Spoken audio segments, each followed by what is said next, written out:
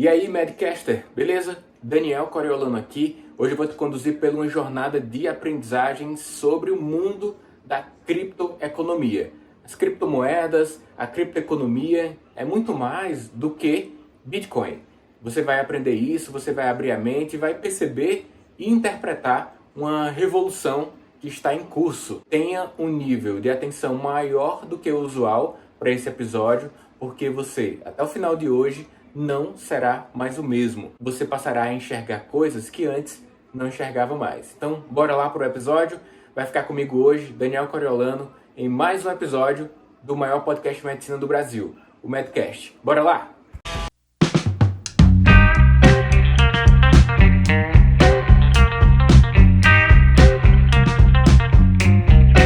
Hoje nós vamos amplificar o entendimento desse mundo, da criptoeconomia.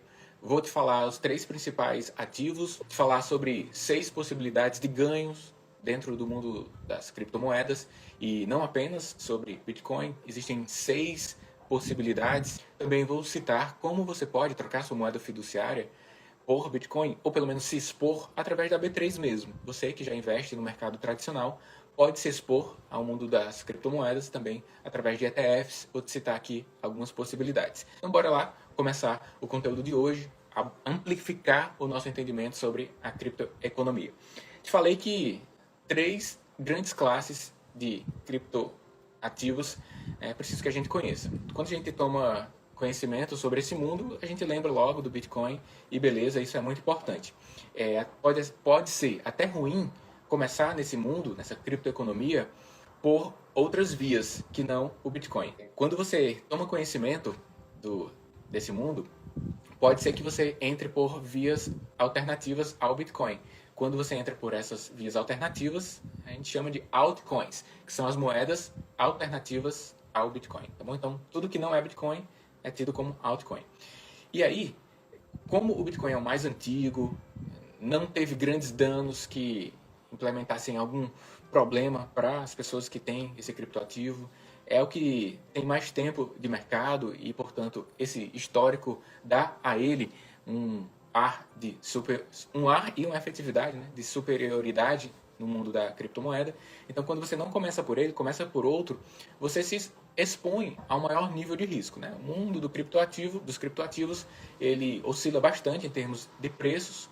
E se você começa por outro, que não o Bitcoin, isso pode causar algum dano para você, até mesmo um dano psicológico, porque existe uma psicologia para o investidor, e quando você vê o seu patrimônio subir 80%, descer 80%, ou então perde tudo com uma altcoin, aí você cria uma aversão a essa possibilidade que é possibilidade também de investimento. Então, o Bitcoin é uma via inicial importante, ao meu ver.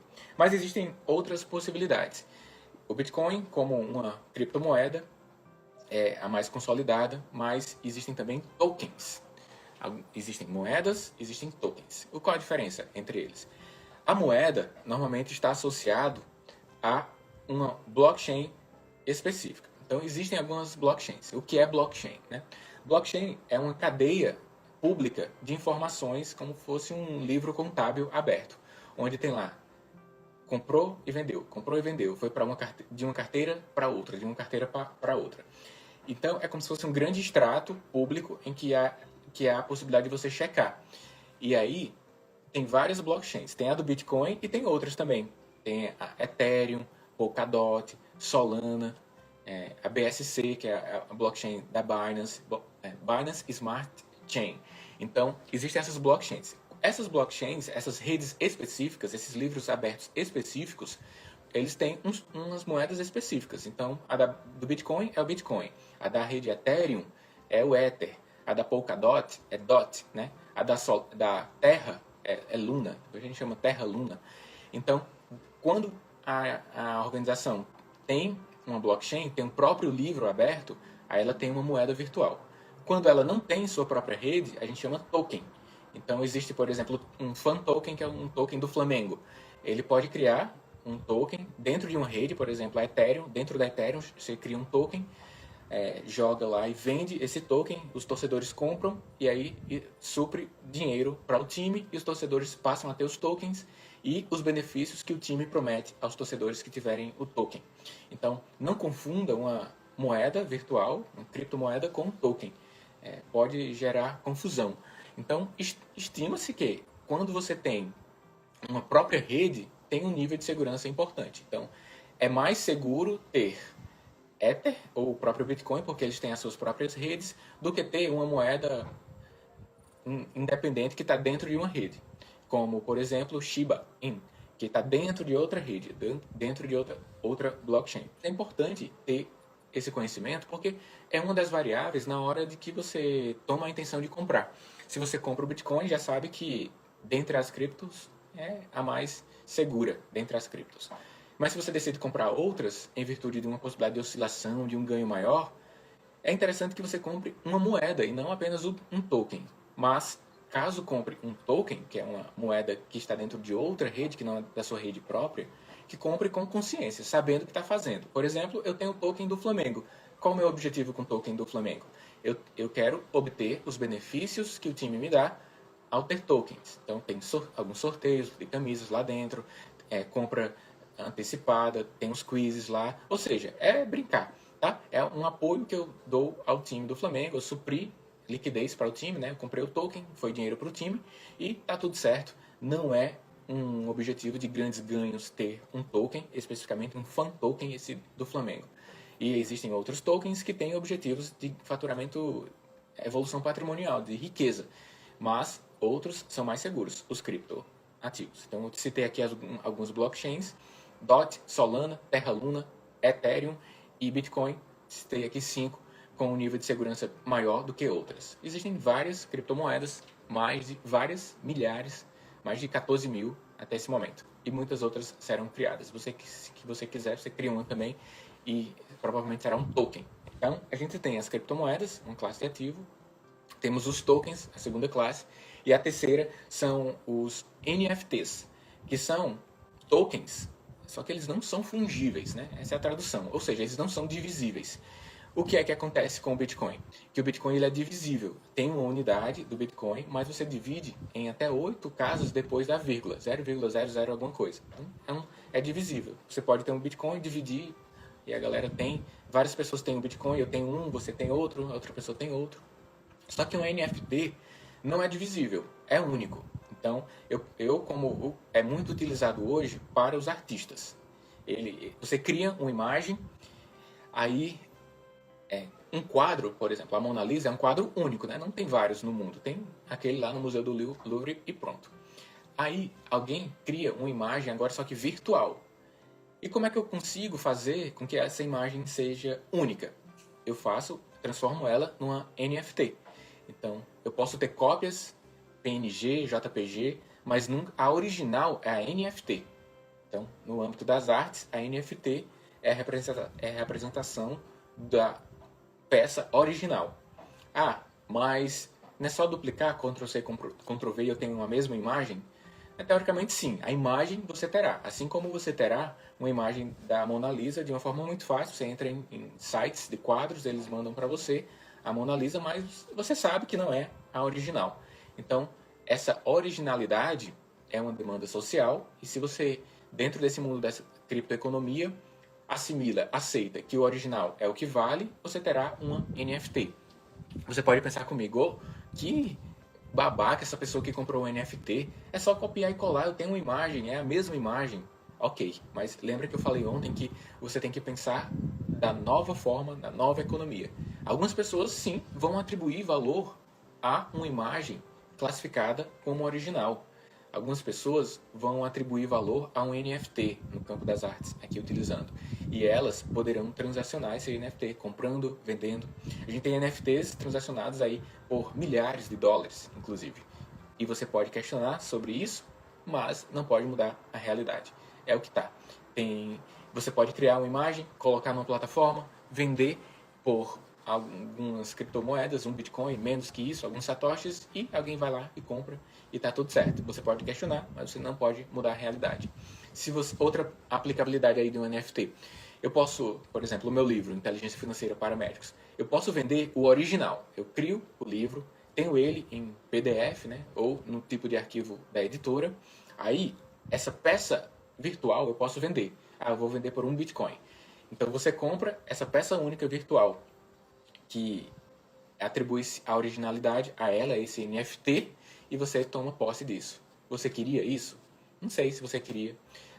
Tem um NFT do Código da Vinci. Pronto. Dan Brown lançou o NFT do Código da Vinci. O livro dele, como peça única virtual, será vendido. Você acha que algum superfã não compraria por 1, por 2 bitcoins ou 10 bitcoins que seja?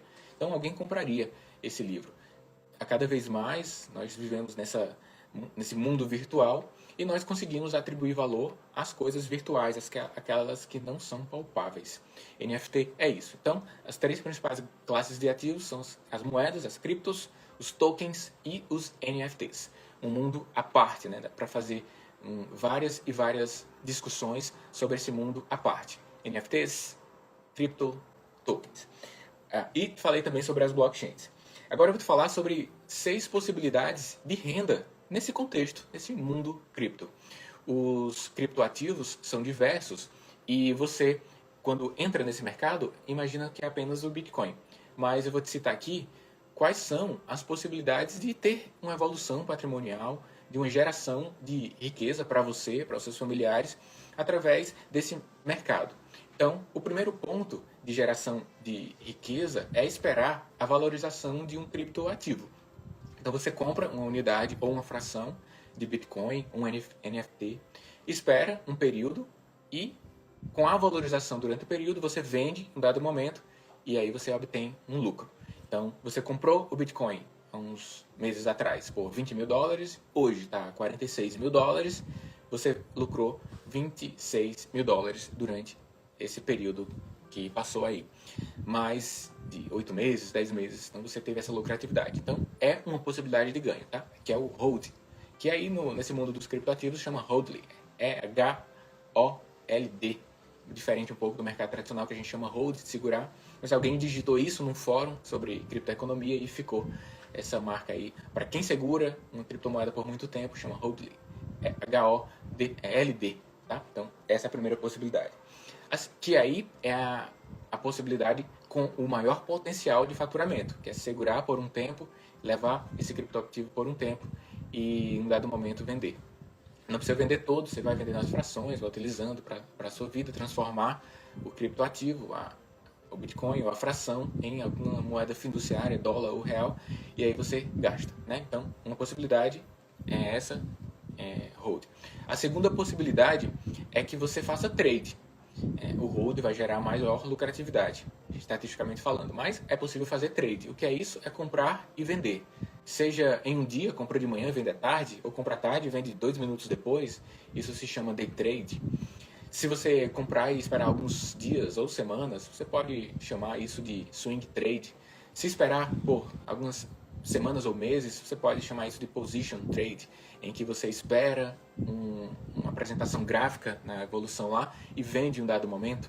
Então, é uma possibilidade de faturar. Você pega uma porcentagem da sua carteira cripto, pega lá 20% e faz trade. Caso você tenha tempo, não é usual da nossa comunidade médica ter tempo para ficar na tela avaliando o gráfico, mas é uma possibilidade, dependendo do seu contexto, fazer esse tipo de transação por criptoativo e ter um certo faturamento. Mas destaco que o hold, quando você fica com mais prazo e leva para uma maior data, estatisticamente te gera melhores resultados.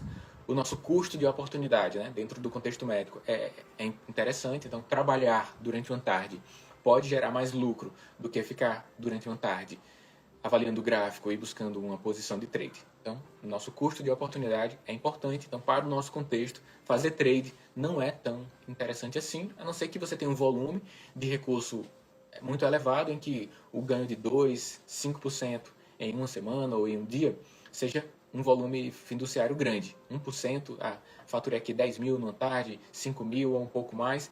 Então, isso pode ser interessante se você tem um volume que pode colocar no trade, tá bom? Outra possibilidade, além do hold trade, é o earn, que é ganhar com o volume de moedas que você tem. Algumas plataformas, existe um subtópico lá no menu, que é que você coloca liquidez para o mercado. Existe uma parte de pessoas que fazem trade com a expectativa de mercado, então, trade futuro, e para que esse mercado aconteça, há necessidade de liquidez, então de pessoas emprestarem dinheiro para que o mercado aconteça. Você pode ser uma dessas pessoas. Você pode proporcionar liquidez a um mercado, por exemplo, do mercado futuro.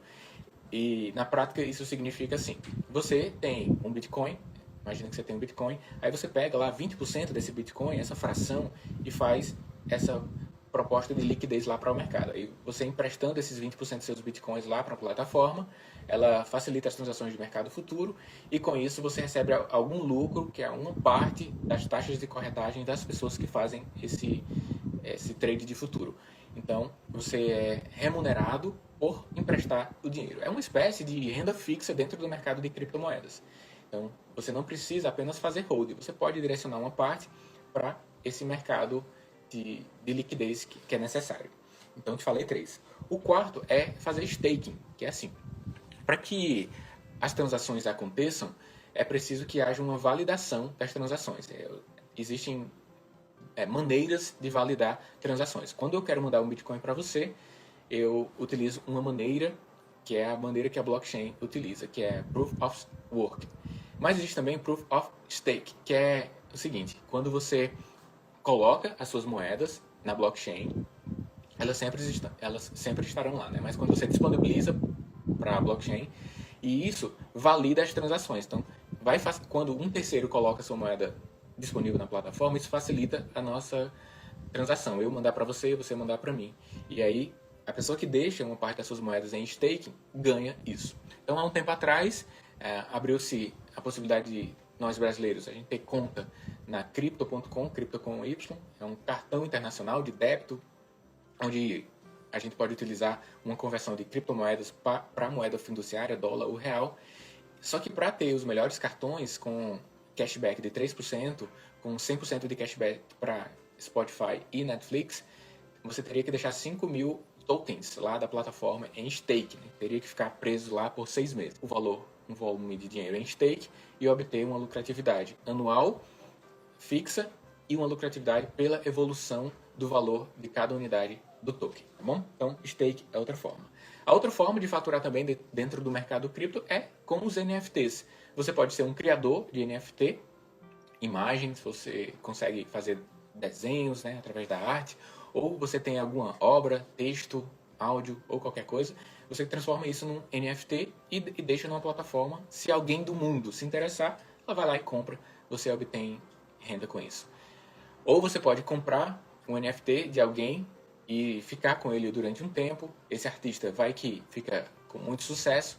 Aquele NFT que você comprou por um Bitcoin, ou então comprou por um Ether, se transformou em 1,5 Ether, em 5 Ether, já aconteceu várias vezes. Então você compra aquela arte, deixa um tempo e depois você pode vender aquela arte. Então, eu falei 5, né? E a sexta são games, né? Existem games, e aí eu já não acho interessante para o médico, né? Jogar, ele joga, ao final da partida lá ganha alguns tokens, e esses tokens eles são possivelmente trocados por moeda fiduciária. Então, você tem a possibilidade de jogar, ganhar token e trocar por moeda fiduciária. Ou, se você não quiser jogar, você pode contratar pessoas para passar o dia jogando lá, você paga, e uma parte do token serve como pagamento para aquelas pessoas. Então tem alguns jogos que utilizam essa possibilidade, né, que envolve finanças e tecnologia e jogos para ter faturamento. Então, games que geram tokens. Então, 6 possibilidades: hold, trade, earn, stake, NFT e games. Beleza? Essas são as possibilidades de ganho. Agora eu vou falar sobre algumas plataformas que você pode ter a troca da sua moeda fiduciária pela criptomoeda. Então, a tida como maior do mundo, né, que é a Binance, é uma exchange, né, uma troca, é uma casa de troca, moeda fiduciária por criptomoeda, importante assim, de conhecimento dos criptoinvestidores. Você abre a conta através de um aplicativo ou diretamente através do site, transfere o seu dinheiro para a plataforma através de Pix ou uma transferência TED mesmo. Você passa a ter saldo na plataforma e aí esse saldo possibilita compra de criptomoedas. Ethereum, Ether, Bitcoin, DOT, Solana, Terra Luna. Então são várias as possibilidades que tem lá, você vai analisar, você vai comprar. Brasileiras, mercado Bitcoin Bitcoin Trade, Foxbit e Biscoint são empresas que os investidores de criptoativos já reconhecem bastante. O mercado Bitcoin é a maior do Brasil, a maior do mundo é a Binance. Então, ser maior de alguma coisa usualmente está associado a um maior nível de segurança. Tem mais clientes, tem mais pessoas olhando, tem mais pessoas técnicas auditando, vendo se aquilo está seguro. Então, tem essa associação. Mas não existe a coisa que é 100% segura dentro do mercado, de qualquer mercado. Seja o banco que você tem conta hoje, vai que fale, seu dinheiro está lá, seja um exchange, uma casa de troca para criptoativos. Você pode abrir, não tem taxas para abrir, mas lembra que é o seguinte, as exchanges, elas servem para que você transacione, né? Que você troque sua moeda fiduciária pela criptoativo, pelo Bitcoin, mas é interessante que você transfira o Bitcoin para uma carteira sua, né? A criptomoeda sempre fica na blockchain, mas os dados de acesso estarão com você. Então, existem as carteiras para criptomoedas, né? Bitcoins e altcoins. Você pode ter isso. Se você tem um patrimônio ainda pequeno e quer não ter essa complicação de ter ainda esse armazenamento próprio, você pode deixar nas corretoras, sabendo que está terceirizando a guarda dos seus criptoativos. É como se estivesse lá no cofre da corretora e há uma possibilidade remota que seja de um ataque hacker e pega lá teu cofre, tá bom? Então o ideal é que quanto maior o volume de criptoativo que você tem a posse dos dados de acesso através de carteiras próprias de armazenamento. Você também pode ter exposição ao mundo do criptoativo através da B3, por exemplo. Você sabe o que é ETF? Existe fundos de investimentos que nós chamamos de ETFs, que são espécies de fundo que ela busca obter resultados de uma classe de ativos. Então, existe o ETF da Bolsa, né? Por exemplo, o BOVA11, que é um ticker, né? BOVA11, que ela busca replicar uma média da valorização da Bolsa brasileira. Aí criaram fundos de criptoativos. Então, na Bolsa Brasileira, na B3, nós temos alguns tickers que apontam para buscar resultados similares às criptomoedas. Então, você que não quer comprar diretamente, não quer abrir conta numa corretora, você vai na B3, você, através da sua corretora, e compra um ETF. Então, eu vou citar para você alguns ETFs que a gente tem hoje. Um conhecido é o HASH11, H11. O que é que ele faz? Ele busca replicar o resultado de vários criptoativos, Bitcoin, Litecoin, Ethereum, são vários. Ele busca replicar o resultado e te entrega através de um ETF, mas você vai ter que pagar taxa de administração, que fica por volta de 1,3%, e os impostos próprios dos ETFs, né? Imposto de renda ao final do período. Então, você tem essa necessidade. Outra possibilidade é ter QBTC11. Além do Hash11, tem esse que eu citei agora, QBTC11, que é um que busca replicar resultados do Bitcoin apenas, e não de várias criptomoedas, apenas do Bitcoin. Tem um que busca replicar resultados apenas do ETF de Ether, da rede Ethereum, né, que é QTH11. Ele busca replicar uma evolução do Ethereum. Então, existem esses ETFs. Para você que não quer iniciar abrindo uma conta na corretora, você vai na B3 e busca por esses ETFs, e aí você está exposto. Mas lembra que isso é um pouco incongruente, porque as criptomoedas, Bitcoin, né, sobretudo Bitcoin, ele tem uma fundamentação filosófica, econômica, de descentralização. Se você busca o benefício em uma rede centralizada, através do Banco Central, lá, o ETF, você está quebrando um pouquinho isso. Você está abrindo mão de buscar um menor exercício de poder do Estado sobre as suas finanças. Então, tem esse contexto filosófico, monetário, dentro das criptomoedas, né? O Bitcoin é descentralizado e você vai lá numa rede centralizada e compra o Bitcoin. Então, tem essa incongruência. Certo? Então, te expliquei sobre isso. Classe de ativos, que é blockchain, fontes de renda, aquelas 6 lá, passivas. E agora eu vou falar um pouco sobre qual a minha visão de porcentagem de criptoativos dentro de uma carteira. Isso é muito válido para você que já tem uma carteira de investimentos. Aí você pergunta, ok, estou querendo entrar nesse mundo de criptoativos, quantos por cento da minha carteira de investimento deveria ocupar aqui? 5%, né? É muito comum ouvir de pessoas, coloca lá 5%. Eu vejo, assim, eu posso não estar certo, mas essa pessoa que diz que tem que ter 5%, ela pode não entender ainda que revolução é essa que a gente está vivendo, porque a pessoa ter 5% de uma revolução, eu acho pouco, tendo a possibilidade de ter mais. Então, ter 5% de uma revolução, mas eu entendo também que se eu coloco um número fixo dizendo, você tem que ter 30%, 50%, eu abro mão de entender um contexto. Cada um tem um contexto. Daniel, eu tenho minha casa própria, eu tenho veículo, eu tenho um patrimônio, os meus filhos já começaram a trabalhar, eles têm renda própria, e eu posso, eu tenho uma segurança aqui porque o volume do meu patrimônio é muito grande, e eu posso ter lá 50% em mercado cripto. E se eu perder tudo isso, os outros 50% é tanto dinheiro que está tranquilo também. Então, para esse contexto, 50% vai lá com 50%. Agora, para um contexto de alguém que se perder 10 mil reais é muito, aí eu não posso dizer que tem que ser 5%, que é 50% do seu patrimônio. Então entenda que nas questões financeiras são questões pessoais, são finanças pessoais. A depender do volume de recursos que você tem direcionado para o investimento, se você tem ou não reserva de emergência, qual é o contexto da sua família, se você é o principal gerador de renda ou tem esposa ou marido que gera renda significativa também, aí você pode ir com maior volume. Aí, fazendo esse entendimento de contexto, essa avaliação de contexto, você direciona 5% que seja, 10%, 50%.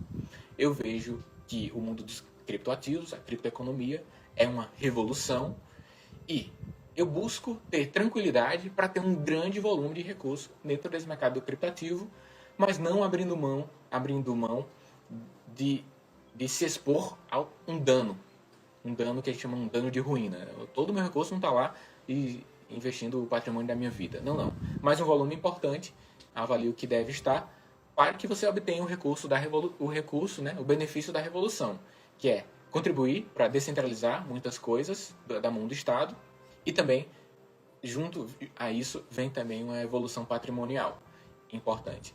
Então, de tempos em tempos, você pode realizar o lucro. Imagina que você colocou um volume de recurso lá e esse volume de recurso evoluiu 100%.